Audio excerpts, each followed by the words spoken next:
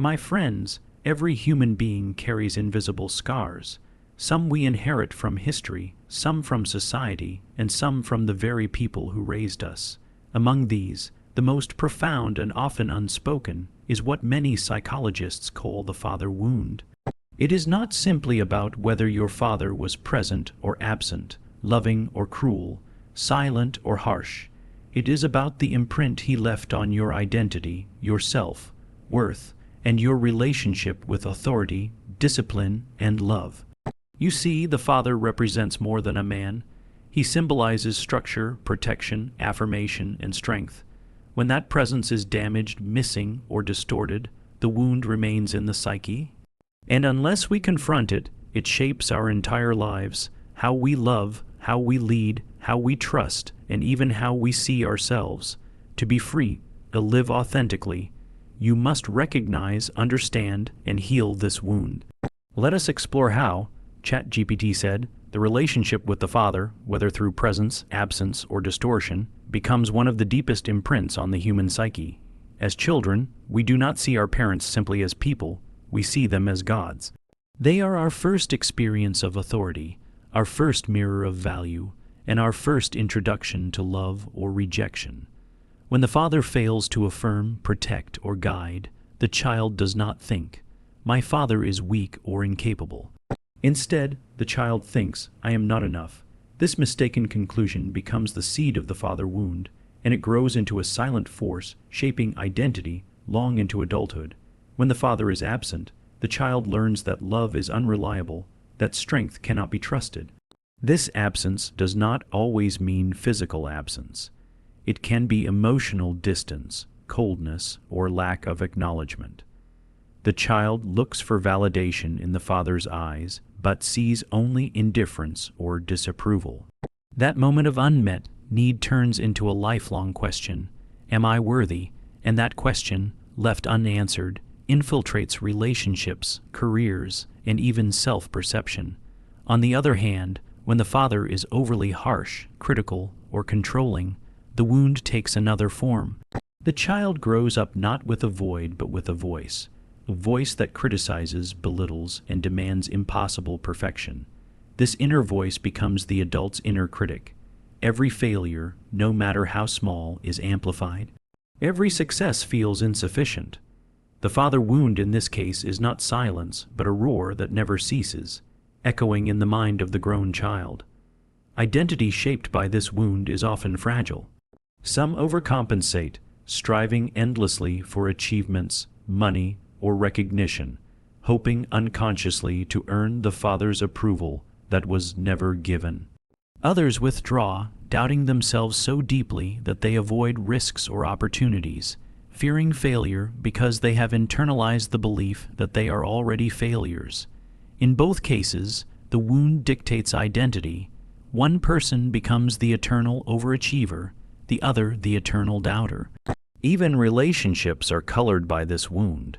A man who never received affirmation from his father may seek it desperately from partners, never feeling complete on his own. A woman whose father was distant may unconsciously choose distant men, repeating the cycle of absence. The father wound does not stay in childhood. It follows us until it is recognized and healed. But it is important to understand the wound does not define the self. It only clouds it. Identity is not truly broken. It is hidden under layers of unmet needs and false conclusions. The task of healing is to peel away those layers, to see that the absence or harshness of a father was never proof of one's inadequacy. It was a reflection of his limitations, not the child's worth. The freedom begins when a person can finally look within and say, "I am not defined by what I did not receive. My identity is not a wound but a possibility." When that realization takes root, the power of the father wound begins to dissolve, and the authentic self, long buried, can finally emerge. What is left unhealed does not disappear, it repeats.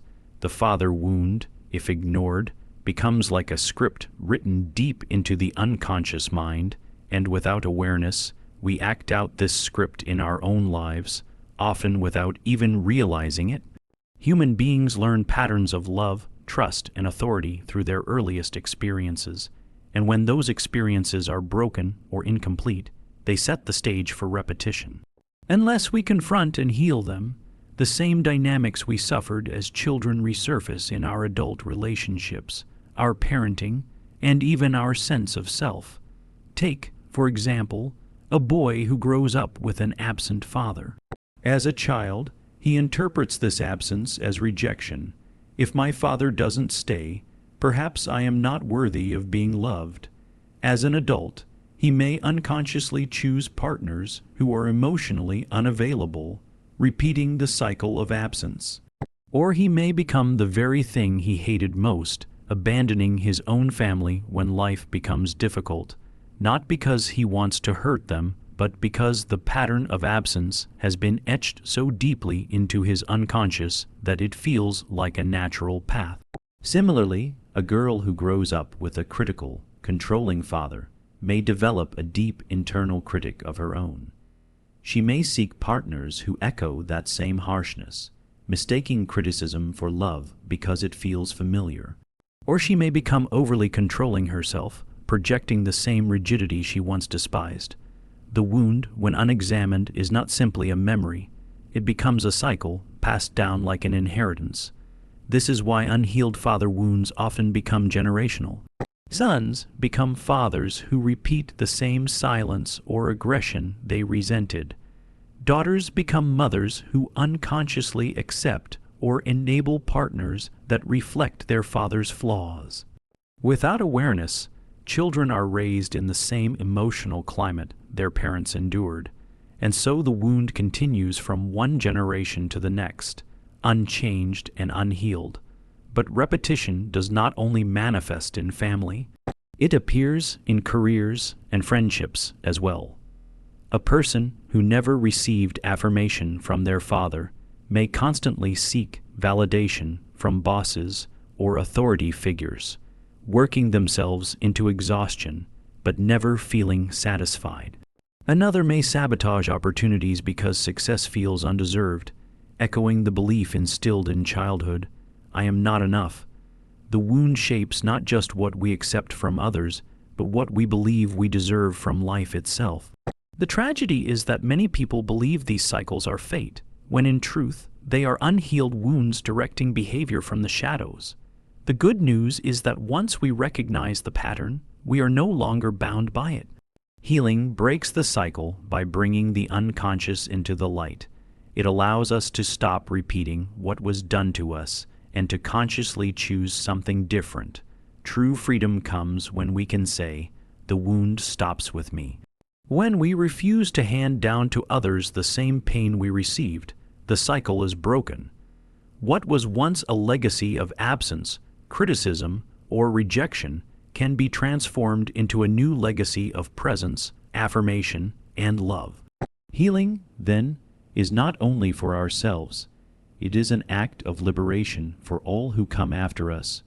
When a child looks at their father, they are not simply seeing a man. They are seeing the first embodiment of authority, structure, and protection. The father, whether consciously or unconsciously, symbolizes order and guidance in the developing psyche. When that presence is healthy, the child learns that authority can be trusted, that rules provide safety, and that strength does not have to mean fear. But when the father is absent, abusive, dismissive, or overly controlling, the child's relationship with authority becomes fractured, and this distortion, left unhealed, echoes into adulthood in the way one views leaders, rules, and even one's own inner authority. If the father was abusive or tyrannical, authority may come to feel threatening. The child learns to associate rules and power not with protection but with domination. As an adult, this can create deep rebellion against any form of authority, teachers, bosses, governments, or even mentors. Every command feels like an attempt to control, every boundary like a form of imprisonment. Such people often carry a hidden rage toward authority, because in their psyche, all authority figures echo the father who misused his power. On the other hand, if the father was absent, weak, or disengaged, the child may grow up distrusting authority for another reason. It feels unreliable, authority becomes something hollow, a symbol without substance. These individuals may grow into adults who resist trusting leaders or structures because they assume that, sooner or later, those figures will disappear or fail them. For them, authority is not feared, it is doubted. And then there are those who respond in the opposite way. Instead of rebelling against authority, they submit blindly to it. If the father was harsh and controlling, the child may internalize the idea that resisting authority only brings pain. As adults, they obey without question, surrendering their will to others because they have learned that compliance is safer than independence. They follow leaders, ideologies, or systems with unthinking loyalty, even if those systems exploit or harm them. What they could not resist in their father, they cannot resist in the world. This distortion does not remain external. It becomes internal as well.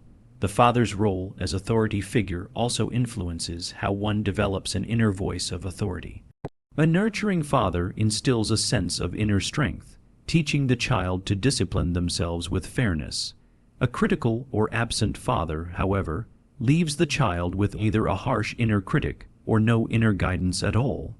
Some grow into adults whose minds are filled with a constant barrage of self-criticism, echoing the father's voice. Others drift aimlessly, unable to discipline themselves because no internal model of guidance was formed. The tragedy of the distorted father wound is that it makes trust difficult. If authority feels dangerous, trust becomes impossible. If authority feels unreliable, trust becomes fragile. If authority feels overpowering, trust becomes submission. In every case, the individual's relationship with the world is shaped by the wound of the father. Healing requires separating the personal father from the universal symbol of authority. It means recognizing that the failures of one man do not define the nature of all structure or guidance. Authority can be just as much a source of protection as it can be of pain. To heal is to reclaim trust, not by denying the father's shortcomings, but by refusing to let those shortcomings dictate every future relationship with power. Only then can a person begin to trust leaders without idolizing them, resist them without hating them, and most importantly, develop an inner authority that is strong yet compassionate.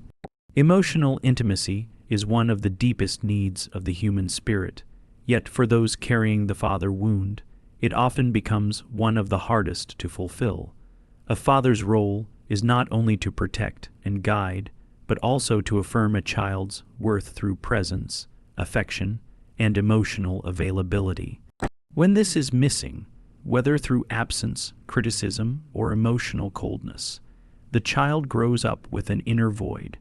This void quietly shapes how they connect with others, how they handle love, and how much they allow themselves to be vulnerable. When a father fails to model healthy intimacy, the child often learns that closeness is unsafe or unreliable. If the father was distant, the child may internalize the belief that love is always out of reach, that no matter how much they try, the one they want connection from will not truly see them. This belief follows them into adulthood, manifesting in relationships where they choose unavailable partners, replaying the same pattern of emotional distance. It becomes a cycle, chasing closeness while always being denied it, because deep down they expect that love will never be fully reciprocated. If the father was harsh or critical, intimacy can become entangled with fear. Love is no longer a safe space, it is a source of judgment. The child grows into an adult who associates vulnerability with exposure, as if opening up emotionally will inevitably lead to rejection or ridicule. As a result, they may avoid intimacy altogether, keeping their emotional walls high, or they may enter relationships but never allow themselves to be fully known. This prevents true closeness because intimacy requires vulnerability, and vulnerability feels dangerous. Others may swing to the opposite extreme. They crave intimacy desperately, clinging to relationships and demanding constant reassurance. This comes from the wound of never having been affirmed by their father. Because they were not validated early on, they seek validation endlessly in adulthood, often overwhelming partners with neediness or fear of abandonment. Their relationships become unstable, not because they do not want love, but because the wound makes them fear that love is always on the verge of being withdrawn. What makes the father wound especially damaging to intimacy is the way it distorts self-worth. If a child grows up believing they are unworthy of a father's love, they often conclude that they are unworthy of love in general. This hidden belief sabotages intimacy at its root. Even when love is offered, they may doubt it, push it away, or unconsciously test it until it breaks. They do not sabotage because they want to destroy love, but because part of them cannot believe they truly deserve it. Healing this wound requires learning to reframe intimacy. It begins by recognizing that the father's inability to give love was not proof of the child's unworthiness, but a reflection of the father's own limitations. To heal is to learn that love is not always absent, harsh, or conditional. Intimacy can be safe, fulfilling, and real, but only when one dares to step beyond the old story written by the wound. Freedom in relationships comes when a person can risk being seen without fear, when they can love without clinging, and when they can receive love without suspicion. That transformation begins not with another person, but within oneself. By healing the father wound and reclaiming the truth that one has always been worthy of love, the father wound often becomes an internal battlefield, shaping not only how we see others, but how we see ourselves. When a child grows up without the steady, affirming presence of a father, or when the father's presence is harsh and critical, the absence of validation does not simply vanish, it becomes an inner conflict. Instead of receiving a voice that encourages and guides, the child inherits a voice that criticizes, questions, and condemns. This inner dialogue becomes one of the most painful manifestations of the father wound, the inner critic. For many, this critic sounds exactly like their father. If the father constantly judged, the child internalizes his judgment and continues it long after childhood is over. Even when the father is no longer present, his words leave on in the child's mind, "You're not enough. You'll never succeed. You're a failure." The cruel irony is that the child who once longed for the father's approval grows into an adult who constantly denies themselves that same approval. The father wound, then, becomes self-sustaining. But the inner conflict is not always about criticism. It can also be about confusion. Some grow up with a father who was present but inconsistent, loving one moment, cold the next. This inconsistency leaves the child torn between believing they are lovable and fearing they are not. As adults, this conflict creates uncertainty in identity. They may succeed in one area of life yet feel hollow inside. They may appear confident but secretly doubt every decision they make. The wound creates a constant tug-of-war between self-belief and self-doubt, between wanting to trust themselves and fearing they cannot. The father wound also fuels conflict in relationships. Internally, one part of the psyche longs for closeness while another fears rejection. One part craves love while another part believes love is unsafe.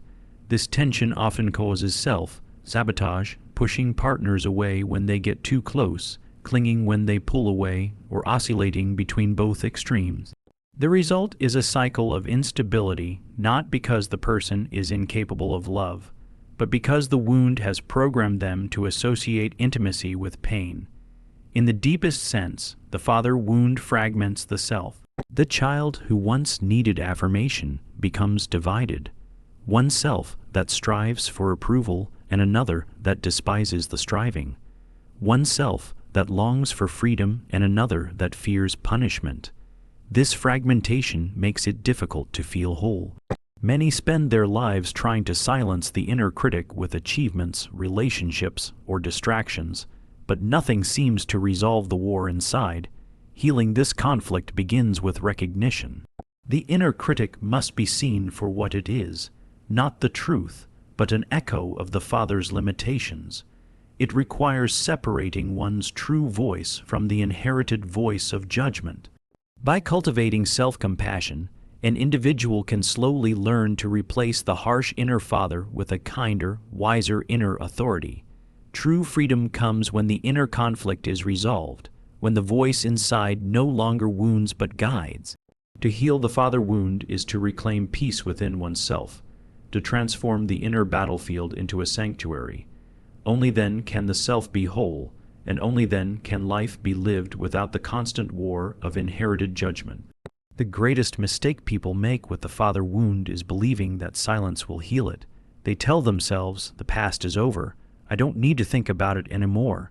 But unspoken pain does not disappear, it buries itself in the unconscious and waits. It shows up in broken relationships, in self-doubt, in anger that flares without reason, or in an emptiness that cannot be filled. Denial may seem like strength, but it is only postponement. Healing, on the other hand, begins with acknowledgement, the courage to look directly at the wound and name it for what it is. Acknowledgement does not mean blame. It is not about condemning the father endlessly or dwelling in resentment. It is about telling the truth. Yes, I was hurt. Yes, I was abandoned. Yes, I did not receive the love or affirmation I needed. To admit this is painful because it forces us to face what we lacked. Yet this step is necessary because what is unacknowledged cannot be healed. A wound ignored only festers. A wound acknowledged can be treated. For many, denial feels safer than honesty. If they admit the pain, they fear it will overwhelm them, so they push it down, sometimes for decades. They work harder, keep busy, chase relationships, or numb themselves with distractions. But the wound waits. It whispers in self-criticism, sabotages love, and repeats in the way they parent their own children. The irony is that what is denied ends up controlling life far more than what is faced. Acknowledgement opens the door to grief, and grief is essential. A child who did not receive love must grieve the absence of it. A person who was criticized must grieve the encouragement they never received. To heal is not to erase the past, but to mourn what was lost, so that the psyche can release it instead of carrying it, like a hidden weight. Many resist this grief because it feels like weakness, but in truth it is strength. To cry for what you never received is to honor your deepest needs and to give voice to the silence that shaped you. Once acknowledgement and grief take place, transformation becomes possible. The past cannot be rewritten, but its meaning can be reshaped. You cannot change the father you had, but you can change the way his absence or cruelty defines you. Instead of living as a victim of what was missing, you can begin to live as someone who faced the wound and turned it into wisdom. Denial leaves you chained to the wound. Acknowledgement allows you to grow beyond it. Healing through acknowledgement also means learning compassion for yourself first, and perhaps, in time, for your father. Compassion does not excuse the harm, but it releases you from carrying endless bitterness. It allows you to see that your father's failures were not proof of your unworthiness, but reflections of his own unhealed wounds. In this way, acknowledgement becomes liberation. The past no longer has to dictate your identity, and the wound no longer has to define your future. True strength is not in pretending the wound isn't there, but in facing it openly. Denial keeps you trapped. Acknowledgement sets you free. Freedom, when it comes to the father wound, does not mean rewriting the past or forcing a father to change. It means stepping into the role he could not or did not fulfill for you. It means becoming your own father, offering yourself the guidance, discipline, protection, and affirmation that may have been missing. This is the final stage of healing, no longer waiting for someone else to give you what you need, but choosing to provide it for yourself. Many people unconsciously remain stuck in the hope that one day their father will apologize, show up differently, or finally give them the love they longed for. But as long as they wait for that, they remain children inside, powerless and dependent on someone else's choices. To become your own father is to release that waiting. It is to recognize that while your father may have shaped your beginning, he does not have to dictate your destiny. The love and authority you longed for can now come from within. Becoming your own father means first providing protection for yourself.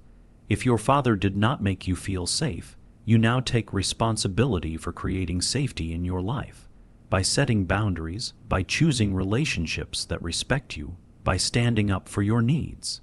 Protection is no longer something you must receive from another. It is something you learn to give yourself. It also means cultivating discipline. A healthy father teaches a child responsibility, not through cruelty, but through consistency. If you did not receive that, you may struggle with self-control or direction. To father yourself is to build that discipline within, to hold yourself accountable, to guide yourself firmly but compassionately. It is the voice inside that says, "I will not let you drift because I care too much about your potential." Equally important, becoming your own father means offering yourself affirmation. So many adults with father wounds still crave the words they never heard. "I'm proud of you. You are enough. You are capable." Waiting for those words from someone who never gave them only prolongs suffering. Healing begins when you speak those words to yourself, when you stop treating them as a prize to be earned and start recognizing them as truths you deserve. This does not mean cutting off all connection to your father if he is still alive. It means shifting the source of your validation. If he offers love, you can receive it, but you no longer depend on it. If he remains absent or hurtful, you are no longer defined by it. You have become your own anchor. The ultimate freedom of healing the father wound is this: you step out of the shadow of what was missing and step into the strength of what you can now create. You no longer live as the abandoned child, the criticized child, or the invisible child. You live as the adult who has chosen to give themselves what was withheld. In this way, you transcend the wound. You break the cycle. You give to yourself and perhaps to others what was once denied. Becoming your own father is not just healing. It is liberation. It is the moment you realize that you are no longer bound by what you lacked, because you have learned to embody the very presence you needed all along.